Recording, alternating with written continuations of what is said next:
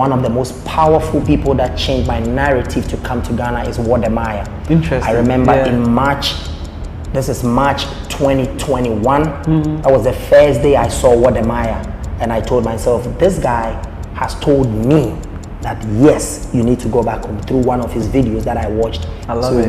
Wodemaya changed my perspective big time about coming back home to Ghana. So I still wanted to go to America, and I told myself, even if I was asleep on the street, I would still go. At the point where I've had a gun pointed to my head before. It is said or known, or we hear, that when you come to Ghana with a degree from outside, you get a better job. You had a stroke whilst driving Uber. Yes, because I still had to go to work. Yes, I had worked so much. So hello and welcome back to another great episode of Black Suit Tonight Africa Rising channel. If this is your first time, please kindly subscribe to the channel because we are hoping to grow to 4,000 subscribers by the end of the year. And once again, don't mind my lips because the winter is dealing with me profusely over here. It's parted my lip just like Moses parted the Red Sea, but we don't mind. Let's get it running. Let's get things running because we have a lot to tell you about this particular video. It's a full-time reaction. We are not joking, not slacking. So this video is about Laud Morgan, who was an American taxi driver and relocated to Ghana, ventured into trucking and real estate, and he's making millions with the family, living comfortably, like the word comfortable. In fact, the opportunities in Africa and Ghana, to be precise, is enormous. You just can't stop but think about it. Sometimes I wonder, why did I even move here? But yeah, I know. I was the one some capital, and then we will see what we do with it. So the story begins as a university student. I think he was in his third year or fourth year or something like that. And then he had the opportunity to travel as an exchange student in the United States. And then when he came, you know, we have sense at the back of our mind that the moment we move to uptown, we're not coming back. But this brother was a law-abiding citizen, so he didn't want to overstay his visa. And yes, good, as every person, educated person, when you travel, don't overstay your visa. So he didn't overstay, he came back to Ghana. Now, when he was coming, a lot of friends told him that, bro, there's the land of milk and honey, nobody get the opportunity you got, you don't have to leave. But his brother says, no, I'll go back. So he went back. Now, when he came back, life started beating him up. So, of course, when he came, he tried to finish his degree at the University of Ghana, where he was before he went for the exchange program. And so when he finished, life started hitting him blows, like, you know, Mike Tyson. That was how life started hitting him, give and take, hit and let me hit, right? And so now he decided to go back to the States. In fact, he recalls applying for over 600 jobs in Ghana, but things didn't work out. Man, it wasn't easy for this brother. But well, so he went back.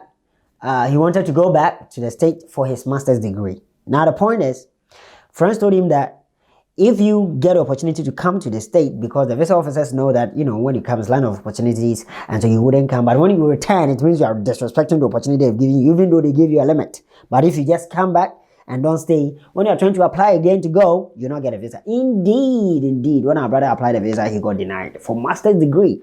Man, it was tough for this brother. But then he recalls reapplying again, and then there he told the visa officer that, bro, the point, I know you're going to deny me because you gave me the opportunity, I went and I came back. Wait, guys, if this has happened to a friend or a colleague and you know about it, put it in the comment, all right? And don't forget to like this video. It makes your friends get to share. I'm just telling you the experience of a brother, and then you can share, all right? So those that are applying to go and study, take a note, take a cue from this one. So he went and he told the visa officer, wait, before you even say something or press the computer to deny me, let me say something. And so he said, bro, I obeyed the rules. I'm a law-abiding citizen. I didn't break the rule to overstay my visa. I came back. Now you are punishing me because I didn't overstay my visa. Like, who does that, bro? And then the visa officer said, oh, thank you for your honesty. Visa granted. Go to the States for your master's. And so he flew back into the States for his master's degree. Now, when he came, he finished the master's degree. And then now when he finished his master's degree, he wanted to use, so America has something called OPT, all right? So after you finish your degree, you can work for about a year. If you're in a STEM program, you can work for about 3 years before you go back to your country, all right? To impart the knowledge that you were given in the United States school. So he wanted to use his degree, which was more, geared towards political, something like that, but he didn't get a job that fit. He applied for over 400 jobs in the state, he couldn't. So he turned a Uber driver. Man, master's degree and driving Uber. That was crazy. Our brother couldn't stop but cry in bed at night. But that didn't deter him. He worked for 5 years, working 17 to 18 hours, right? Wake up very early and come home very late. 7 days a week just to make money and to change his life. Man, when life sends you, won't you go? Our brother went. He worked to the point that he even got stroke while driving taxi in the state with a master's degree. Man, degree don't pay. When I came here, then I realized that school not pay. Even in America, they don't even believe so much in schooling. They believe in the hands-on training, practical or experience than a lot of school, bro. They'll take you high school fees, but the point is, school helps. It is going to teach you how to be wise. School is not going to make you wise. It's going to teach you how to be wise. If you want to be wise with school, you can. But school will not make you wise. It's going to teach you how to be wise. So it's just there. It's like it gives you opportunity. If you want to apply and be wise, you can. Right? So that was it. So our brother worked until his chance. He had the opportunity to meet Odemaya. And then Odemaya, he watched Odemaya videos. And then Odemaya met him and also told him there's opportunity in Africa, let people come. So that's when he started thinking, oh boy, can I work this Uber like for the rest of my life? No, of course, that won't work. So now he started thinking, finding a way. And now the idea came that, okay, he started researching about opportunities in Ghana. And then he realized tracking business really works. So he contacted a friend in China who helped him buy, some of the trucks or whatever, the machinery and the input to start a tracking business. He started booming. And now after 5 years, he came back with a bunch of capital. The good thing is, well, when you travel outside, not just the United States, there's opportunity to raise huge sums of money, voluminous capital in a very shortest possible time. And that is what our brother did. So he raised a lot of capital and now he's into real estate and making it big on the continent. Now let me come back to the substance of what I'm telling you. That was the summary of our brother's interview. The point is, somebody told me that Africans were made for Africa in our genes and in everything. I lived in China for like 9 years, almost 10 years, right? And every time the feeling was like, it's just like you've built your house and you've gone to rent elsewhere, working over there. That is how the feeling was. So there's always the feeling of, when will I go home and sleep on my bed? When will I be with my family? When will I like fall into my equilibrium of my environment? There's that feeling all the time, right? So there's a possibility that you sort of feel like you are divided. You have a divided attention, right? I don't fully subscribe to that idea, but that was how that idea of Africans are made for the continent Africa. I believe that as human beings, we should have the freedom to roam around. What life gives you, what your opportunity, your skills, where your skills will be used for, you should stay there. But it's that feeling that you are still not home, and that can be. Sometimes you need to take antidepressant to take away that feeling. Yeah. As sad as it sounds, sometimes. I'm not saying antidepressant. I didn't. I'm just saying sometimes you have to, if you are you, me, I didn't take antidepressant. Right? So it's always not a good feeling, to stay so much elsewhere, right? You can choose to stay like 10 years, 5 years, 5 years, 10 years, 15 years, 20 years elsewhere.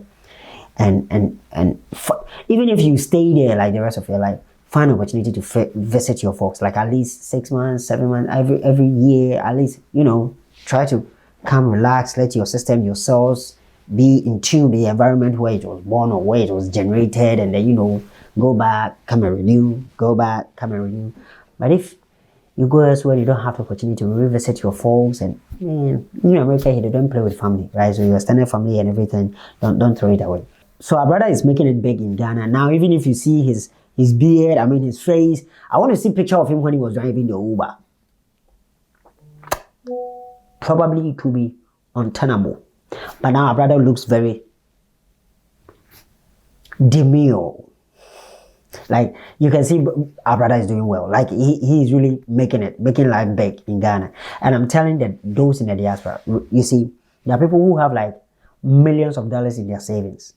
And they don't want to take the move. They don't want to make the move because they are afraid of what might happen. You don't move once to Ghana. This brother, of course, he has his folks. He has people at home that he was talking to even when he started the business. And one lesson that he said, I forgot, that when you are trying to start a business, don't involve family. If they need money, give them some to go and eat. Let them go. Don't involve them in your business. At least unless it has strived to the point that your family members cannot collapse it. Other than that, when you are starting, don't involve them. I'm not saying family is bad, but there's less accountability when you involve family like that, right? So that's the mistake our brother did, and it's a warning that he's giving to everybody. Help your family, but when you are starting a business, don't involve them yet. Not yet, right? Okay, so that's one point. And the other point that I'm trying to draw is there's opportunity. So if you have a lot saved over there in overseas, try to find some of these Africans. Africa is now, we are at a point where there's much economies of scale here. There's much room for expansion, to make money, to make profit here on the continent. That's all I'm trying to say, right?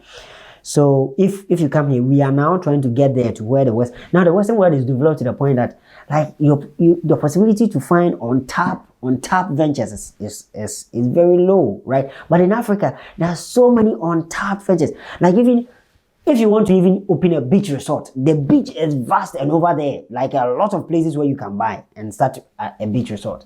Even gardens, parks and gardens, like recreational centers where there's roller coasters and all. Ghana, do you even have some there in Accra? Show me where it is, right? So you see, we have ventures for all these. Come with a capital, like there's so much. Actually, that roller coaster idea, it's my idea. Please, nobody should take it. Nobody. It's my idea. I'm trying to save to open a roller coaster in Kumasi.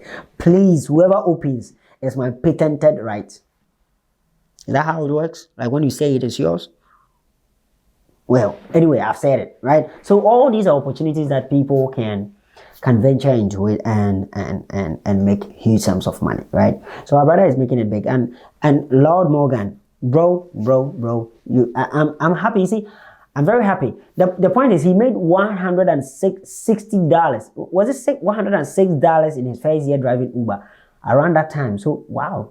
So by now, even if you bring it today's terms, our brother was making about $150,000 in today's terms, or at least $130,000 the first year of driving Uber. Wow. And if he's making more than that, if he's not making more than that, he would have probably relocated back to the States. But as long as he's still in Ghana, living in his mansion and his business is thriving, bro, he's making more than that, I can tell you that. And all these opportunities that's in Africa, all right? So there's vast opportunity. People, come and tap in. Our diasporans, please, come. It is you. You see, I always talk about China because China is China because of education and also their diaspora. When they called on their diaspora, they heard the call and they returned. They brought knowledge and they brought capital, the most important part of it. All right, so please, I don't want to make this video unnecessarily long, so I'm going to end here. If today is your first time joining, my name is Ben Carson and this is the Black Returnee African Rising channel, and we promote Africa.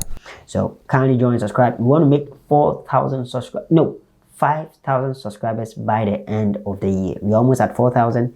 Your subscription will help. Share it to a friend and tell him specifically to like the video so that YouTube takes it viral, so that other people can also subscribe, people that you don't know. All right, join the movement. It encourages me, gives me hope to always sit down here and tell you great things about the continent Africa. I'll see you when I see you.